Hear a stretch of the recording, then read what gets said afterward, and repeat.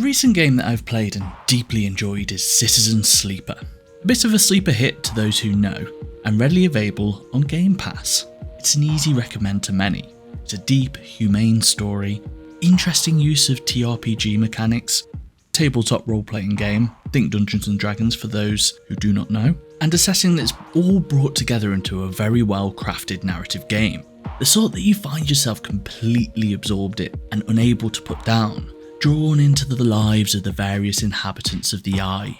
Now, a lot of this comes from the world and the characters, but it's all backed up by systems deeply inspired by TTRPGs, mirroring the way that these games draw narrativization from mechanics, making those dice the little 3 or more sided things. We don't judge dice size on this channel, to create tension, plot beats and just a damn good story.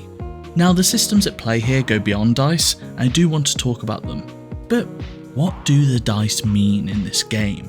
First, a little setup to the setting, a little background for our backdrop. You play a sleeper, a being who is the copied consciousness of someone else, sold to inhabit a body to do manual labour, essentially someone enslaving themselves or a copy of themselves. As you are created by a large corporation, S&R, your body is built to have planned obsolescence. It is built into your very core that your body will cease to exist. Not on a natural timeline, but the corporation's timeline. This all can be avoided by injecting an inhibitor, of course manufactured by S&R only, meaning the only way to have the ability to allow your continued existence is within a product manufactured by this corporation. Not only this, but your body is identifiably a sleeper, making people wary of you, if not sometimes downright hostile. They know that you should not be here and you do not own yourself. In amongst all of this, understandably, your sleeper has chosen to escape. The how of this is iffy, but you end up nearly dead on a ship travelling to the Eye, a place that's on the verge of change. Tensions between various factions are brewing, and it's full of people also just trying to get by.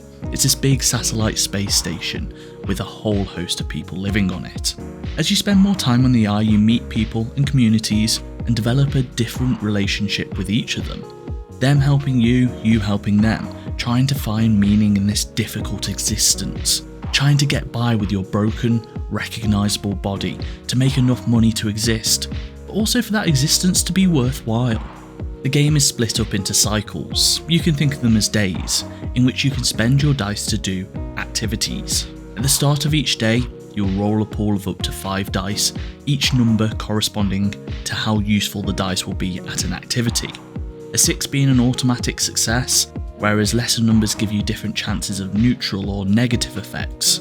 Straight away, I think that there are 2 components to this that allow the mechanics to derive narrative outside of the explicit lines of dialogue written. Firstly, your pool of dice decreases as the condition of your body decreases, needing the inhibitor provided by S&R, simulating both their ownership over you, but also your ability to do actions in this world, becoming more difficult on bad days. You can also read the dice. Getting a lot of low numbers means that you're going to have a higher chance of a worse day, more negative outcomes, each costing you more against the condition of your body or to your hunger rate. We've all had days like this.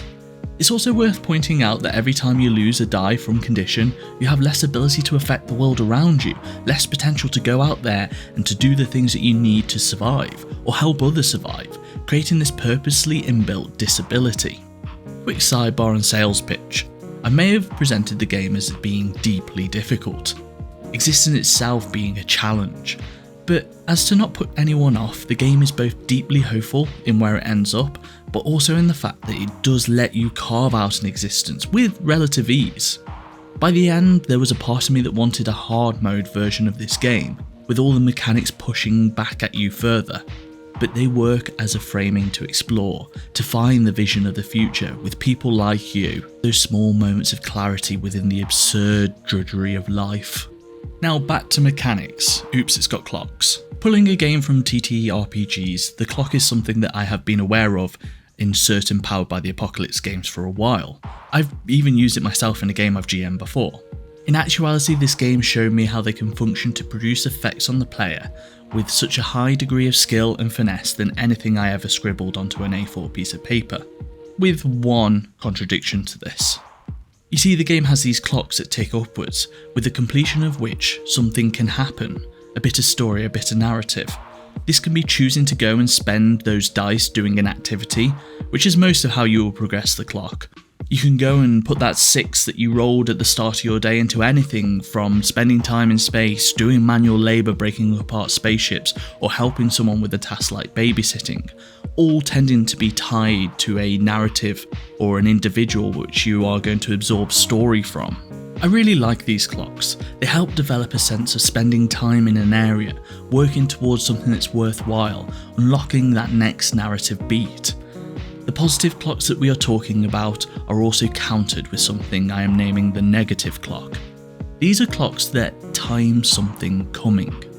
Very early on, for instance, you learn that you're being tracked and hunted by someone to do with the corporation you're from. These show as bright red on the world of the eye, one chunk at a time filling in each day, leaving a looming sense of tension and what may come, overlaying everything else that you're trying to do. The complexity from these clocks come from the fact that they are often player driven. You're making the choice of which ones to go and engage with, as well as the dice systems, the time progressing, and how many you've got going on. You're always juggling what actions, what stories you want to progress next, always thinking about that inevitable tracking by your owner corporation and what you can be doing to avoid it. In the TTRPG space, I've seen these clocks have slightly more complex relationships, with each filling section potentially changing the state of the world and your interactions in it. But that's the complication from using these clocks within a digital world, and that's also the benefit in the TTRPG space of having a GM or game master, someone running it. That means it can be more flexible with the consequences, giving up narrative options that make sense, whereas in the digital, such as Citizen Sleeper, it needs to deal with things in a binary matter. If the clock ticks up, the next thing happens. There are only so many if statements that you can fit into your code. Citizen Sleeper ends up a game with relatively simple mechanics, but they all underpin what the game is trying to do. Even in this simplicity, we find a selection of mechanics that all add to the reinforcement of the main themes of the game.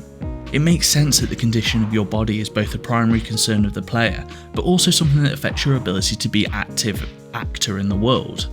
In fact, it becomes a primary concern to the player because it does affect your capabilities. It makes sense to have time ticking in the background, meaning that if you get in the position where you have less dice, you feel the pressure of not being able to act. It incentivizes you getting the inhibitor, even if it's going to cost a lot of money.